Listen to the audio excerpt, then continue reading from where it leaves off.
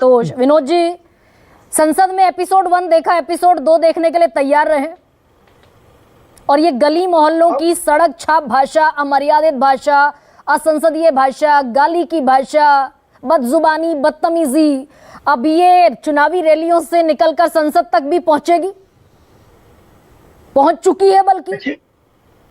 गरिमा जी, हमने तो वो दौर भी देखा है जिन अटल बिहारी वाजपेयी जी का आप जिक्र कर रही थी अपने कार्यक्रम शुरू करने से, उनको भी संसद में बोलते हुए देखा है।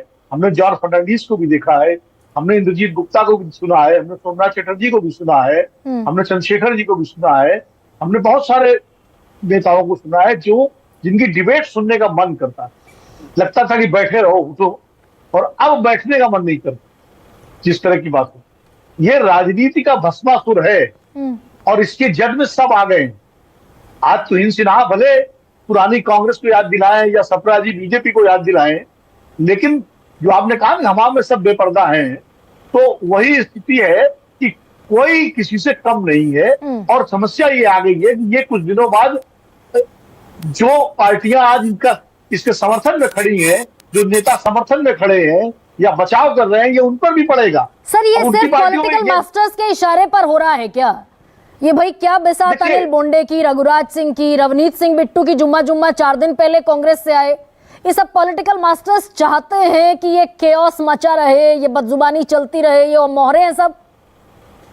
नहीं, देखिए, ये बिल्कुल आप एक बात मान के चलिए कि राजनीति में सुचिता ऊपर से शुरू होती है और नीचे तक आती है। उसी तरह राजनीति की गंदगी भी ऊपर से शुरू होकर नीचे तक आती है, कोई पार्टी है। और जो उदाहरण हम लोगों ने दिए हैं, मैं उन उदाहरणों में नहीं जाना चाहता, तो बीजेपी के भी उदाहरण है, कांग्रेस की भी उदाहरण है, दूसरी पार्टियों के उदाहरण है, बड़े नेताओं के उदाहरण कि उन्होंने क्या क्या नहीं कहा अपने अपने विरोधियों के बारे में, और उसके बाद ये चीजें नीचे तक गई और आज वो नियंत्रण के बाहर है। मैं नहीं कहता कि रवनीत सिंह बिट्टू को शायद किसी ने कहा होगा, लेकिन अगर रवनीत सिंह बिट्टू ने ये बयान दिया तो उनको बुला के उसके लिए मना तो किया जा सकता था। अरे रमेश बिट्टू, विनोद जी, आप भी बड़ी शुचिता की आदर्शवादी बातचीत कर रहे हैं क्या कि जब नरसिम्हा राव ने बनाकर भेज दिया था जिनेवा कन्वेंशन में अटल बिहारी वाजपेयी को, आप उस दौर की बात कर रहे हैं क्या? रमेश बिधूड़ी के खिलाफ जब कुछ नहीं हुआ, विशेषाधिकार समिति, हनन समिति तक मामला पहुंचा ही नहीं, प्रिविलेज कमेटी ने एक्शन कोई लिया नहीं, reports of the clean chit पेश नहीं हुए रमेश बिधूड़ी। आपने अटल जी का जिक्र किया, आपने कहा कि चैम्बरलिन और चर्चिल, उन्होंने जब नेहरू जी के व्यक्तित्व की व्याख्या की तो कहा कि आप में चैम्बरलिन भी है और चर्चिल भी है। उन्होंने ये नहीं कहा कि आप में हिटलर और मुसोलिनी है या किसी और का नाम ले। तो ये राजनीति में शब्दों का और व्यंजनाओं का क्या प्रयोग होता था। आज जो नेता है, माफ कीजिएगा, क्षमा कीजिएगा, जो संसद में है, वो कभी बात करते हैं चर्चिल की या गांधी की या मार्टिन लूथर किंग की या नेल्सन मंडेला की या अल्बर्ट आइंस्टीन की या कार्ल मार्क्स की? कोई बात करता है क्या? आज बात किसकी होती है? आज तो आज राजनीति का डिस्कोर्स इतना नीचे गिर गया है कि आने वाली हम कहते हैं हमारा लोकतंत्र बहुत विकसित हो गया। ये गिरा है विनोद जी, मैं तो इस बार इस सवाल पर अटक गई हूँ, ये गिरा है या गिराया जा रहा है? अब कोई चीज गिरती है तो जाहिर है कि गिराई जाती है, तभी तो गिरती है। अगर कोई सामान ऊपर अलमारी में रखा हुआ है तो अपने आप थोड़ी गिरेगा, उसको जो है कोई ना कोई धक्का तो मारेगा। तो ये तो बाकायदा, अभी आपने 2-3 उदाहरण दिए, इमरान मसूद का उदाहरण दिया। इमरान मसूद ने जो कहा था निश्चित रूप से निंदनीय था, कांग्रेस पार्टी को उसकी निंदा करनी चाहिए थी, इमरान मसूद के खिलाफ कार्रवाई करनी चाहिए थी। इमरान मसूद के खिलाफ पुलिस की कार्रवाई हुई, उनके खिलाफ एफआईआर दर्ज हुई।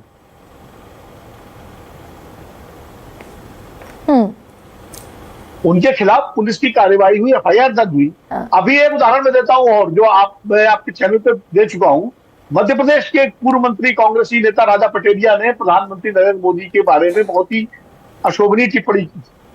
बाद में उन्होंने माफी मांगी वीडियो डाल करके और कहा कि मेरी गलती थी और मैं क्षमा मांगता हूं, मेरा इरादा नहीं था। लेकिन कांग्रेस पार्टी ने उनको सस्पेंड किया और मध्य प्रदेश सरकार ने उनके खिलाफ मुकदमा किया, राजा पटेरिया की गिरफ्तारी हुई और वो 8 महीने जेल में रहे, बाद में कोर्ट की जमानत की। तो ऐसे उदाहरण भी हैं। लेकिन मैं कह रहा हूं कि जिसको रोकने के लिए पार्टियों के शीर्ष स्तर से कोई कार्रवाई क्यों नहीं होती है?